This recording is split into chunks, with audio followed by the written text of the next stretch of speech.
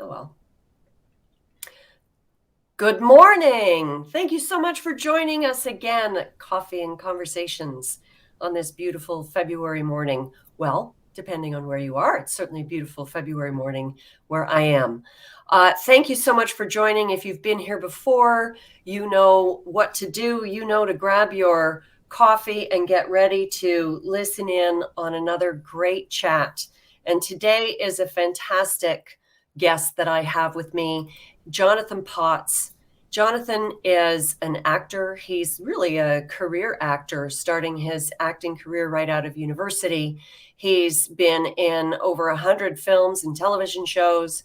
He has voiced over 1,000 radio and television commercials, and he's also the voice of several animated characters. And so let me bring Jonathan on and talk a little bit about how an actor could possibly be relevant in your business. So, good morning, Jonathan. Good morning, Libby. How are you? I'm well, thank you. That's great. You know, you and I met, I was trying to think this morning, was it 2019 or 2018? It was probably, if I had to guess, it would have been 18. Maybe even before that. Yeah. So I was having some fun. I was, working full time and part time, taking some courses at Second City. And I came across a course called Learn How to Become a Voice Actor. And I thought, ooh, maybe a second career. So that sounds easy. And I'm not doing that. So I don't know what happened there. But you were my teacher. Yes.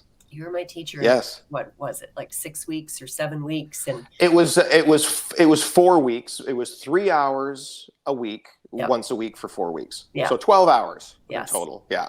And, there were about 5 or 6 of us sort of crammed into a commercial studio. Mm-hmm.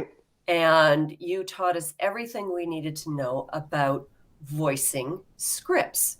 And while I had absolutely no intention of using it in what was at the time my current career as the head of sales training at McKinsey, the light bulb went off.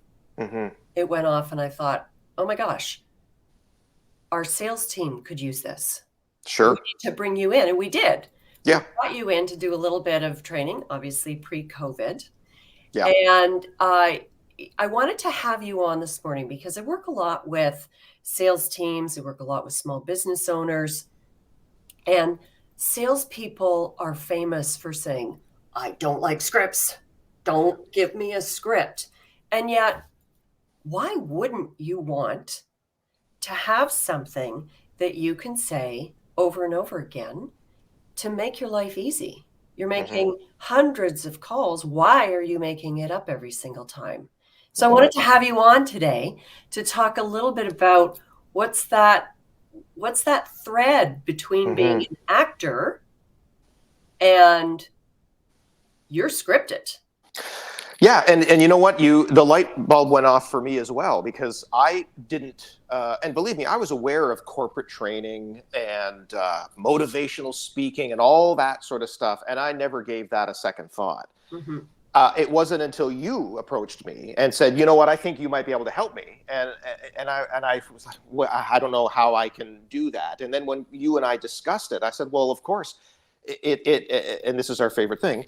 It's all about the story that you tell. Yes. And so I thought, well, if these people have a story to tell, that's exactly what I do, whether it's acting in a film, a TV show, voicing a radio commercial, or even a TV voiceover or something.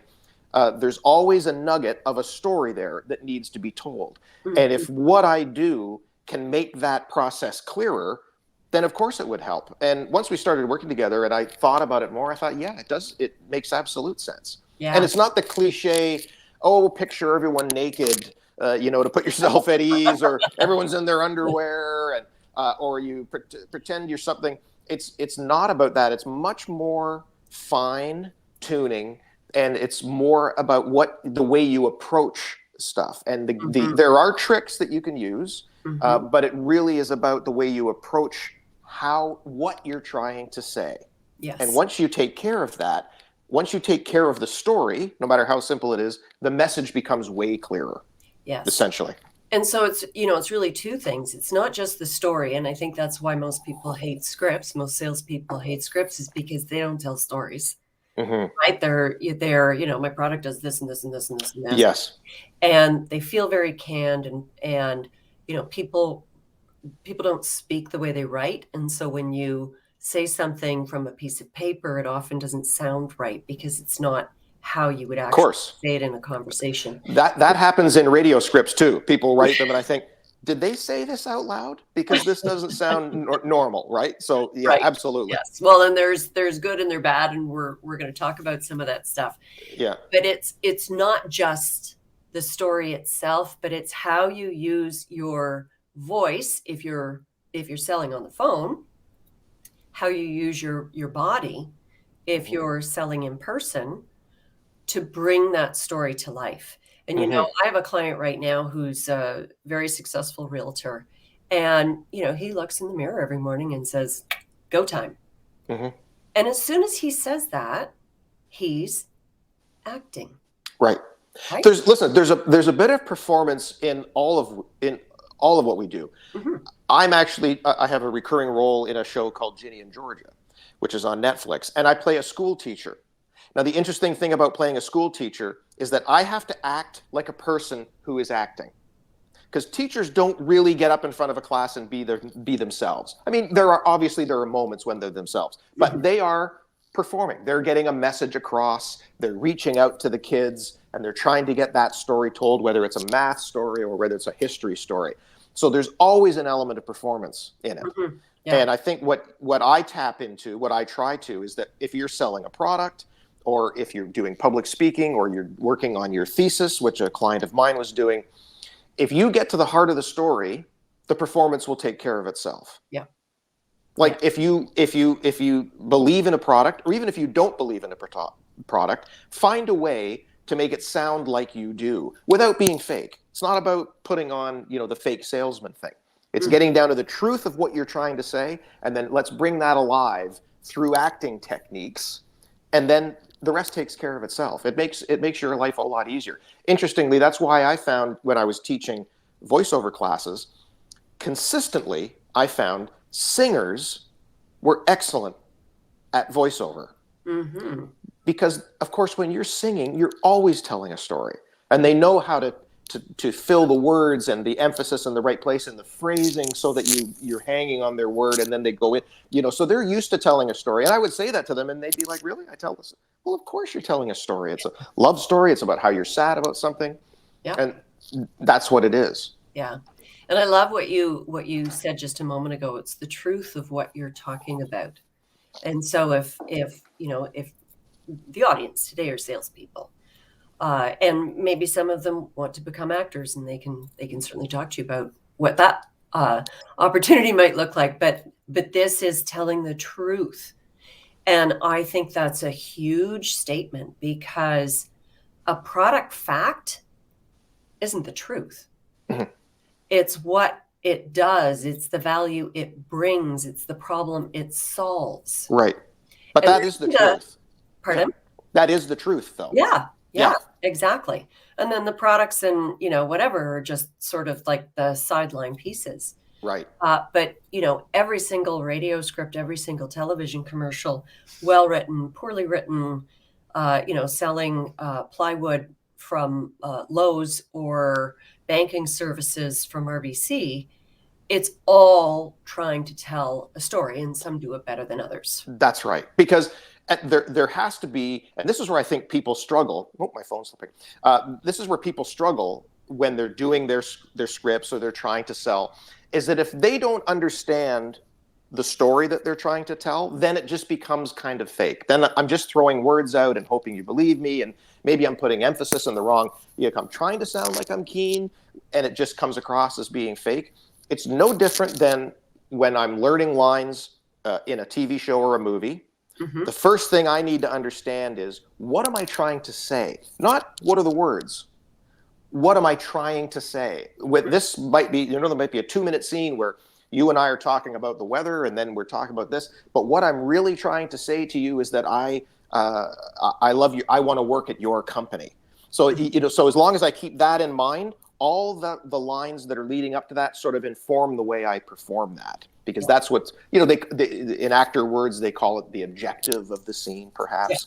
So I think when people feel they don't have the confidence in what they're talking about, it's because they don't have the tools to understand, how can I think I know what I want to say, how can I make this believable? And I don't have those tools, so I'm just going to try talking about it and make it sound good with a few little hints here and there. You can fill up the story in your head, and then the rest is easy. Then it becomes and then you apply it to everything you do. Yeah. And in reality, in a sales conversation, there are only moments here and there in the conversation. Oops, you've frozen. So I'll just keep going. I was just sitting still.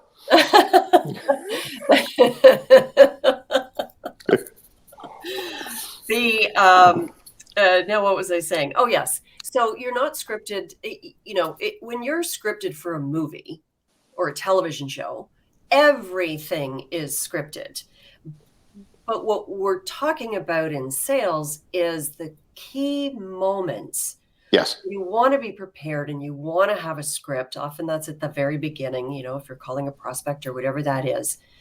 And so there's moments, it's mini scripts. And I think the other light bulb that went off for me when I worked with you in your course was you got 15 to 30 seconds. And in today's, high speed Instagram world, it's more like, 5 or 10 seconds to tell your story and make a sale. And so you have to be tight. You have to have a compelling story that moves the person forward, that wants them to say, I'd be interested in hearing a little bit more. And you've got limited time. Yes.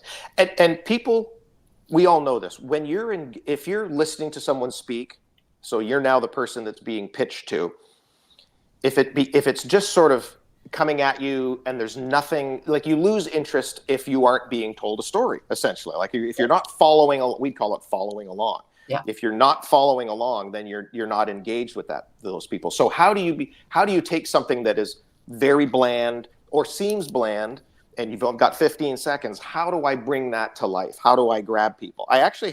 I'm glad you brought up a short example.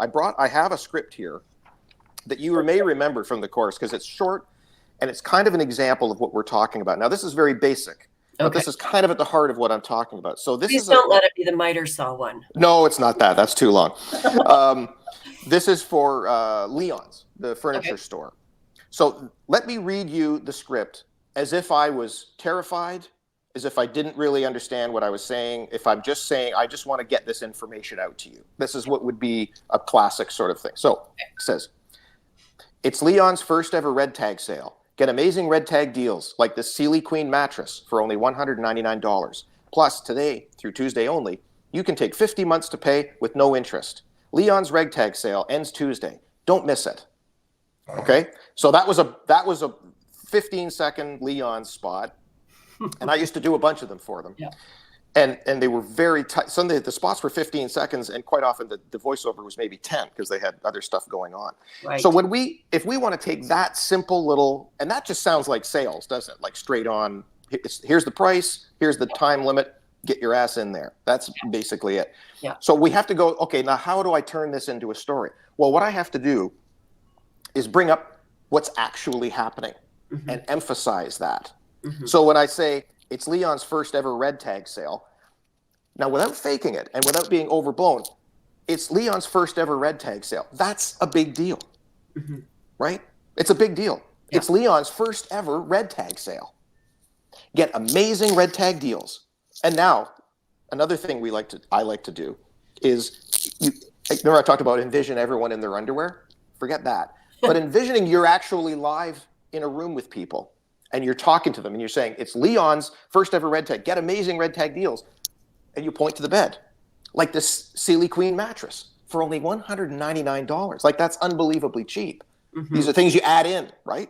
Plus, today only, right? Just for today, through Tuesday only, right? From today until Tuesday, you can take 50 months to pay with no interest. So this is me telling the story, getting excited about what's happening here. Yeah. Leon's red tag sale ends Tuesday. Don't miss it. Now, Mm-hmm. that is the homework that I do on that. I'm not going to perform it that way, but that's the story. Listen, this is the first time we're ever doing this. This red tag thing is rare. It's only on from today until Tuesday, and you get $200 off. Okay? On this bed. It's unbelievable. Hurry in and get it. Don't miss out.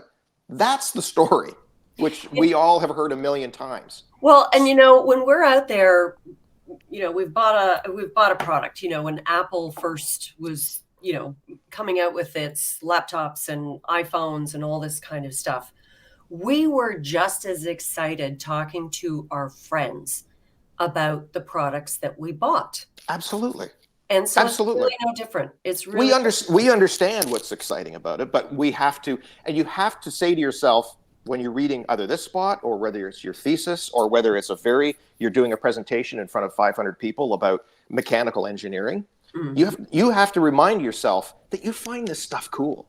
Yeah. You find this interesting. And as an audience, whether you're watching a rock and roll band, you're watching a comedian, you're watching a play, or you're watching a presenter, when you see that presenter, and you're sitting there with your partner and you're like, man, she loves this shit. She loves talking about this stuff. Like it's so, and I don't care about what she's talking about, but boy, this woman is an expert and it's so cool because she's excited about what she's talking about. Mm-hmm. So you don't have to it's not about all that excitement all the time. So if I could go back and read this script now, yes, keeping in mind those elements of the story. So compared to the first way I read it, it would be, it's Leon's first ever red tag sale. Get amazing red tag deals like this Sealy Queen mattress for only $199. Plus, today through Tuesday only, you can take 50 months to pay with no interest. Leon's red tag sale ends Tuesday.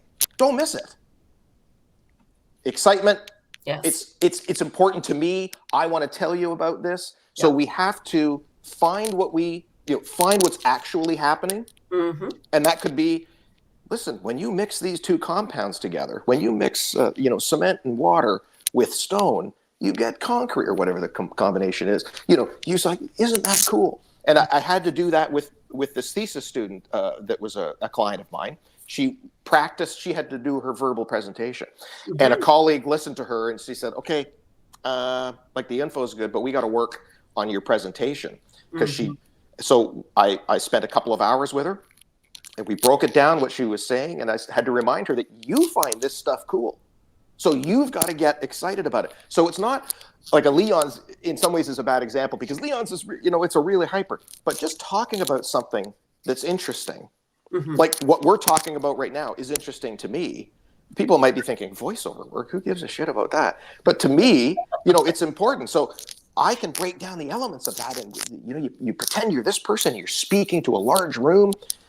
Then you start to get it. Oh, well, if she's excited about it, maybe I'll listen.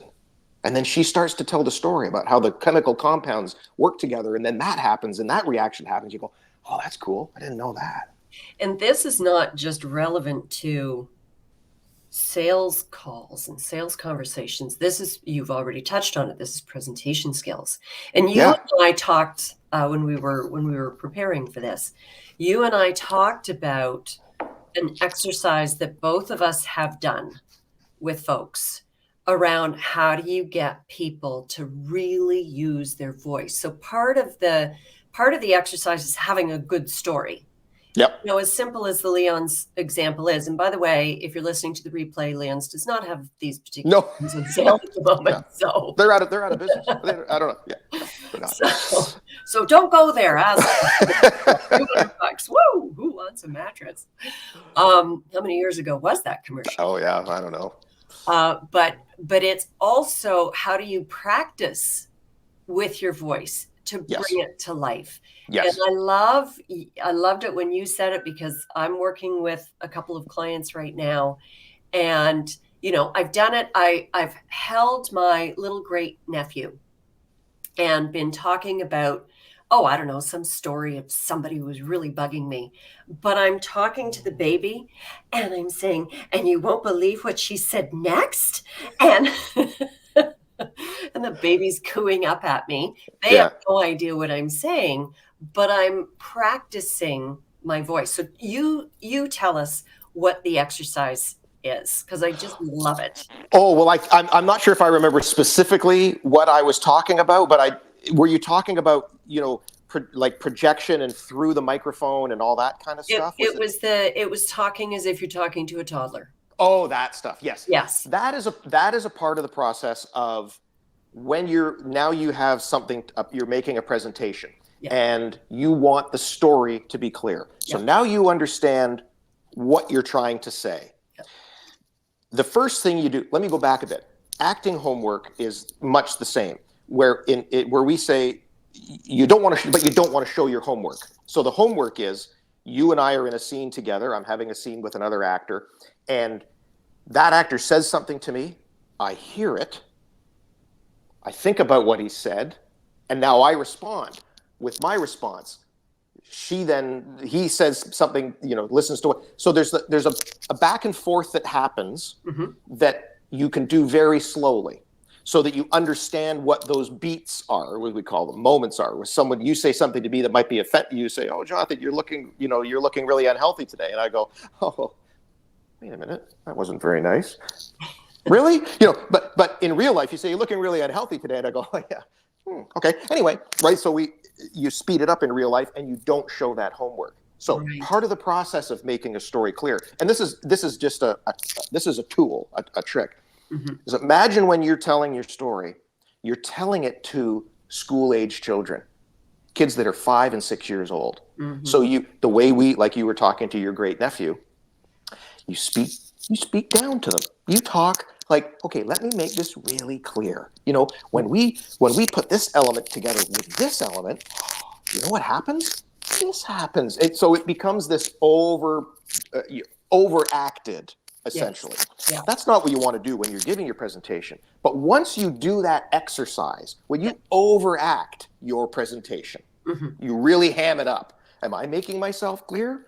Then you know what happens? Then this happens. Okay, you would never do that. But once you've gone through that, now try the presentation again and be realistic, but keeping all that in mind.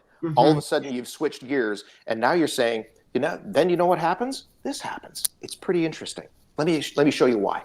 Then you go in to do the slide. Now in this slide, what we're looking at here is, this happens and then this happens. But you know what's interesting? If we go here, you'll notice that happens. People are much more engaged that way than here's this happens, then this happens. Then if you know what you do this, then you know what happens? This, right? You're just, let me spew the information at you, or let me tell you a story. Yes. Here's the story. And what would be an exercise is to approach it that way. That's one of the things that we talk about. Then there's the voice itself. A lot of people, because they're putting words, like I'm just going to say the words to the microphone in front of me and hope that it picks it up and gives it to the room. That's a very different performance than when you speak to the room. Yes. Yes. The example I give is in martial arts, when they try to break a board. Okay, so you can see you don't punch to the board to break it. They teach you to punch through the board, and the board gets broken. It's much the same with your voice. Don't just go to the microphone. Go to the room. Think of like a stand-up comic, for example, something like that. Yeah. And we've got a little bit of time. Let's do something on articulation, because I've worked with an awful lot of salespeople, especially the more junior ones who are on the phones. Yep. And these days, a lot of people are on the phone. When you don't have the face, the voice becomes everything. Totally. And so your articulation is a lot different. Yep. I was trained by a CBC commentator for I forget what the reading event was that I was doing, but I had to move my mouth quite a bit. Right. Right. In my rehearsal, so that I wasn't just sort of slurring my words together. Yes. So what are some of the exercises that people should really be doing in the bathroom? Well, of course, we're all in our beautiful homes. We can do them all by ourselves. What should some of those exercises be to really articulate? And we've talked about inflection. That's reading as if you're reading to a child or speaking to a child. Yeah. So more about that. But that's a big part of it, though, because I know that if I'm first of all, you're going too fast, so you're just speaking too fast. But it also has to do with you go too fast for a number of reasons. You're nervous. Or again, you're blowing through the story. You're trying to get done. You don't have I got. story. They don't have the story. I'm just going to get done. Oh, we're doing this. We're going to do this. So physically, you know what? In terms of warming up your mouth or whatever, that anyone can do that. Warm up your lips. You know, put lip balm on, whatever, to calm down. Relax. You can do, like, there's nothing specific I'd want to give you there, because really, it's about what's going on up here. Calm down. Remember what you're saying, the story you're telling, Right. and make sure you articulate that. That's really the key. I find that when I was just shooting yesterday, and I was doing a scene, and I kind of bobbled my words, and I knew it was wasn't because I was rushing, but it was because I wasn't taking the time to make that point clear. So I'm gonna finish every sentence, because it's quite often, if you make a point clear, you know, if I'm going to say something to you, Libby, and I really want you to listen, you don't stutter. But if I say, I really want you to listen, right? But if I want to make a point, you will be clear. So you don't have to make everything as, you know, like that. But if you're clear in what you want to say and calm down, the words will happen. We all know how to talk. Well, not all of us, but you know, we know how to talk. It really is about the confidence in knowing what you're saying. And saying, I'm going to tell this story, and I'm going to make it clear, and I'm going to make it engaging, and people are going to listen to me. And the words will come. Yeah. So what I'm hearing is there's a truth to be told.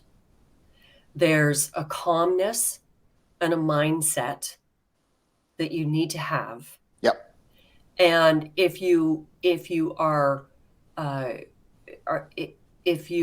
having a challenge with your inflections and making it something that is interesting because it's maybe not your training or your natural style, do some of these things, like present it not in your real audience, but to family or your own children or your dog. Dogs are great to practice your presentations with, but talk as if you're speaking to a child. To a child as an exercise. But you know what? You could also, if you have a big presentation to 500 people, I would suggest when you are practicing that, you actually practice it as if you're talking to someone who's 2 feet away from you. Because then you're actually telling them a story. You're saying, here's the deal. I'm doing this, and then we're going to talk, and then I'm going to talk about this. Or, you know, here's the process that we're going to go through. I'm going to show, this is the slide. And you have an intimate conversation with that person so that the story is clear, and you're telling that person a story. Then you just get up on stage and you say, I'm going to just retell a story that I told. But now you engage that I'm going to the back of the room. But you still keep the calmness. You still keep the story clear in your head. And then in turn, those people listening will be like, oh, this is cool. I saw the way, you know, the story that was happening here. That chemical was added to that chemical, or that law happened and then that became illegal, and therefore the repercussions was governments can't do that anymore. Well, that was interesting. I didn't know that. Right? As opposed to blah, blah, blah, the fourth clause and blah, blah, blah, right? Exactly. Yeah. Well, Jonathan, we are out of time, but I want to let people, I know this goes really fast. I want to let people know how to get in touch with you. So first of all, as an actor, you are on IMDb. Who don't know, I also have an IMDb account in a student film, but less a film. But your email is here too, jonathanpotts444@gmail.com. Yes. Because Jonathan is open for business to the corporate world. I mean, and I haven't ramped up yet. COVID sort of took it out, and I've been dealing with really sort of specific clients like you and other actors and people that hear of me. I think eventually I may get a website. My son owns a tech company. I think I can get him to do something for me. There's right now that there's nothing sort of professional looking. But by all means, if someone is interested, they can email me. And if I can't help them, I can certainly maybe steer them into the direction of someone who can. So. And if you don't remember Jonathan's email, just get in touch with me and I'll put you in touch with Jonathan. Jonathan, thank you so much. It's always so much fun being with you. I think we went to about 4 times with some swear words. And remember, Leon's does not have that sale on this week, so do not be looking for it. Disclaimer. Not next week, on February 23rd, Whitney Johnson is going to be my guest. Whitney Johnson is an international best-selling author, deemed one of the Globe's top 100 coaches. And so we're going to have a great conversation about her new book, Smart Growth. So I will be sending out information shortly about that. But thank you, Jonathan. And thank you, everyone who came today. It's always such a treat to have you here.